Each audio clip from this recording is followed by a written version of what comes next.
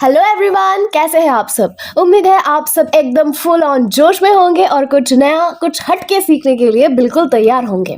दोस्तों, आज हम डिकोड करने वाले हैं 20th सेंचुरी के लेजेंड टेड ह्यूज की एक बहुत ही आइकॉनिक पोएम क्रोज फॉल। तो सबसे पहले मिलते हैं हमारे पोएट से। टेड ह्यूज को एक एनिमल पोएट कहा जाता था। उनका पूरा नाम था Edward James huge. Ted Hughes का बर्थ 17 अगस्त 1930 में हुआ था और उनकी मौत 18 अक्टूबर 1998 में हुई। वो 20th सेंचुरी यानी पोस्ट मॉडर्न एरा के पोएट थे। 20th सेंचुरी के पोएट्स ने दुनिया को 2 वर्ल्ड वॉर्स के बाद देखा था, इसीलिए उनका नजरिया कीट्स जैसे पोएट से थोड़ा सा अलग और ज्यादा आप कह सकते हैं ग्राउंडेड और डार्क था। ह्यूज वेस्ट यॉर्कशायर के, जो इंग्लैंड में है, एक कंट्री साइड एरिया में पले बड़े थे, जहां उन्होंने नेचर और एनिमल्स को बहुत करीब से देखा। यही वजह है कि उनकी पोएट्री में एनिमल्स कोई कार्टून कैरेक्टर्स नहीं बल्कि सिंबल्स ऑफ पावर होते हैं। ये पोएम ह्यूज की सबसे पावरफुल कलेक्शन से ली गई है, जो उन्होंने 1970 में पब्लिश की थी, और उस कलेक्शन का नाम है crow from the life and songs of the crow. Crow यहाँ सिर्फ एक बर्ड नहीं बल्कि रेजिलियंस का सिंबल है।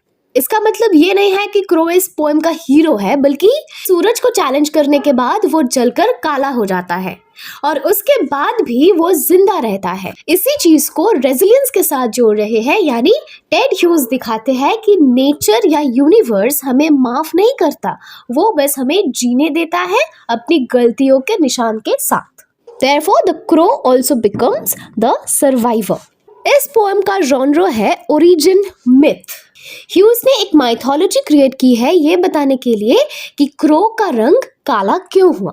ये है सबसे इम्पोर्टेंट पॉइंट। ये लड़ाई है individual ego versus cosmic power, और यही इस पोएम का थीम है। पूरी यूनिवर्स की ताकत सन को चैलेंज करता है एक अकेला जीव यानी क्रो।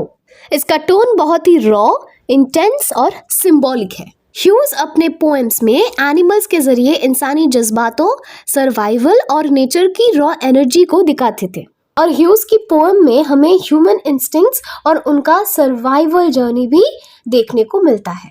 अब लाइन बाय लाइन इसका डीएनए चेक कर लेते हैं। व्हेन क्रो वाज व्हाइट, तो पहले मैं आपसे एक सवाल पूछना चाहती हूँ, क्या आपने कभी सफेद कौवा देखा है? असलियत में ये मुमकिन नहीं है, और इसी इम्पॉसिबिलिटी से टेड ह्यूज अपनी पोएम को शुरू करते हैं। यहाँ पर पोएट एक पैराडॉक्सिकल सिचुएशन से इस पोएम को स्टार्ट कर रहे हैं, यानी क्रो जब सफेद था। यहाँ व्हाइट कलर क्रो का इनोसेंस और प्योरिटी का सिंबल है, जो अभी मिटने वाला है। He decided the sun was too white.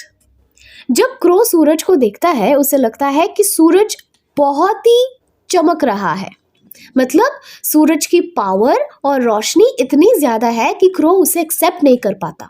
He decided it glared much too brightly. सूरज की रोशनी क्रो के लिए अनबेरेबल है, जैसे कोई ऐसी सुप्रीम पावर जो सब कुछ डोमिनेट कर रही हो, और क्रो उस सुप्रीमेसी को एक्सेप्ट करने से इनकार कर देता है। ये एक्चुअली ह्यूमन नेचर दिखाया गया है, जहाँ पर एक ह्यूमन अपने से ज़्यादा कोई पावरफुल या अपने से ज़्यादा कोई सीनियर किसी को मानने से इनकार कर देता है, और ऑलवेज एक कंपटीशन में रहता है कि उसे मुझे हराना है, चाहे वो मेरा सीनियर हो, चाहे वो मेरे से सुपीरियर क्यों ना हो, मुझे हर बात में खुद को आगे देखना है एंड मुझे सब लोगों को डिफीट करना है। He decided to attack it and defeat it. यहाँ क्रो का रेबेलियस इंस्टिंक्ट सामने आता है। वो किसी भी ऐसी ताकत को नहीं मानना चाहता जो उससे बड़ी हो। तो क्रो का ये फैसला है कि वो सूरज को भी डिफीट करेगा। He got his strength up flush and in full glitter. Crow यहाँ अपनी एनर्जी को फ्लश यानी बेहद तेजी से और ग्लिटर के साथ गैदर करता है। याद रखिए, क्रो अभी भी वाइट है तो उसकी स्ट्रेंथ भी चमक रही है। वो खुद को मेंटली और फिजिकली प्रिपेयर कर रहा है, जैसे कोई वॉरियर जंग के लिए तैयार हो रहा हो। He clawed and fluffed his rage up.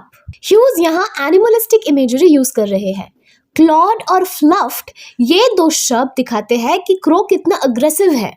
उसका रेज यानी गुस्सा कोई छोटी मोटी जलन नहीं है, बल्कि एक प्राइमल एनर्जी है, एक प्राइमरी फोर्स है जो उसे ताकत दे रहा है। वो अपनी पंखों को फैलाता है, खुद को फ्लफ करता है ताकि वो बड़ा और ज्यादा ताकतवर दिख सके। He aimed his beak direct at the sun's center. ये लाइन सबसे ज्यादा सिंबॉलिक है। क्रो ने अपना टारगेट सेट कर लिया है और वो है the heart of the sun, यानी the sun's centre portion. Crow को लगता है कि अगर वो सीधा सूरज के दिल पे वार करेगा तो वो उसे हरा पाएगा। He left himself at the center of himself. Crow जब सूरज की तरफ बढ़ता है तो वो डर नहीं रहा, वो हंस के जा रहा है। ये हंसी कोई खुशी वाली हंसी तो नहीं है, बल्कि ये है एरोगेंस और घमंड की हंसी। क्रो को लगता है कि वो इतना बड़ा हो गया है कि सूरज उसका कुछ नहीं बिगाड़ सकता। सेंटर ऑफ हिमसेल्फ का मतलब है कि क्रो पूरी तरह से अपने ईगो में डूब चुका है। वो रियलिटी से इतना दूर हो गया है कि उसे सिर्फ अपना सेल्फ यानी अपनी ताकत दिखाई दे रही है। एंड अटैक्ड, तो फाइनली क्रो ने अटैक कर ही दिया। और जैसे ही क्रो ने अटैक किया, नतीजा क्या निकला? At his battle cry, trees grew suddenly old, shadows flattened. Crow की बैटल क्राई यानी युद्ध की ललकार इतनी भयंकर और अननेचुरल थी कि उसे सुनते हुए ही पेड़ अचानक बूढ़े हो गए। क्रो की एनर्जी लाइफ गिविंग नहीं है, बल्कि वो लाइफ ड्रेनिंग है। उसका गुस्सा नेचर के नेचुरल साइकिल को ही बिगाड़ दे रहा है। जो ग्रोथ बरसों में होनी चाहिए थी, वो क्रो की नेगेटिविटी की वजह से एक ही पल में डीके यानी क्षय में बदल गई। और शैडोज फ्लैटेंड का ये मतलब सबसे ज्यादा लॉजिकल है। जब क्रो सूरज के बेहद करीब पहुंच गया तो उसने अपने बड़े पंखों से सो कॉल्ड बड़े पंखों से सूरज को कवर करने की कोशिश की। फिजिकल वर्ल्ड में तो ये शायद पॉसिबल ना हो, पर इस पोएम की माइथोलॉजी में क्रो ने सूरज की रोशनी को रोक दिया। जब क्रो ने सूरज को ढका तो जमीन पर रोशनी अचानक खत्म हो गई, और जब लाइट सोर्स ब्लॉक हो जाता है तो शैडोज फ्लैट यानी गायब हो जाती है। उस अचानक अंधेरे की वजह से पेड़ बेरंग और मुरझाए हुए दिखने लगे, मानो वो एक पल में बूढ़े यानी ओल्ड हो गए। दोस्तों, टेड ह्यूज इस लड़ाई को एक बिब्लिकल एल्यूजन बनाया है। जैसे बाइबल में सैटर्न ने गॉड की अथॉरिटी को चैलेंज किया था और उसका नतीजा उसका फॉल था यानी डाउनफॉल था। थोड़ा थोड़ा वैसा ही क्रो के साथ यही हो रहा है। Coming to the next stanza. But the sun brightened. It brightened and Crow returned charred black. हमने देखा कि क्रो ने पूरी जान लगा दी सूरज को हराने में, पर नतीजा उल्टा निकला। असल में हुआ ये कि सूरज ने पलटकर हमला नहीं किया, उसने सिर्फ और सिर्फ अपनी रोशनी और अपनी गर्मी को और थोड़ा सा ज्यादा बढ़ा दिया। इसका मतलब ये है कि सच्चाई इतनी ताकतवर होती है कि उसे किसी हथियार की जरूरत नहीं पड़ती। वो बस अपने आप में ही काफी है किसी भी झूठ या घमंड को जलाने के लिए। नतीजा ये हुआ कि वो क्रो जो शुरुआत में सफेद था और खुद को बहुत बड़ा समझ रहा था, वो उस तेज रोशनी को झेल नहीं पाया। वो जलकर बिल्कुल पूरा राख जैसा हो गया, एक काला और बेजान हस्क जैसा। He opened his mouth, but what came out was charred black. अब जब क्रो जलकर बिल्कुल काला हो चुका है, वो कुछ बोलने की कोशिश करता है। उसे शायद लग रहा है कि वो अभी भी वही पुराना वाइट क्रो है जिसकी आवाज में वो ताकत थी। पर जैसे ही उसने अपना मुंह खोला, कोई साफ आवाज या शब्द नहीं निकला। जो बाहर आया वो भी चार्ड ब्लैक बन चुका था। इसका मतलब है क्रो की आवाज अब करप्टेड हो चुकी है। क्रो की जो आवाज हम सुनते हैं, ह्यूज के मुताबिक वो एक जली हुई, टूटी हुई और दर्द से भरी आवाज है। Up there he managed where white is black and black is white I won. ये सिर्फ झूठी तसल्ली नहीं है, क्रो ने अपने अंदर एक ऐसी दुनिया बना ली है जहां वैल्यूज ही उल्टी है। उसने खुद को ये यकीन दिला दिया है कि अगर मैं काला हो गया हूँ तो काला होना ही सही है और जो सूरज सफ़ेद है वो दरअसल गलत है या काला है।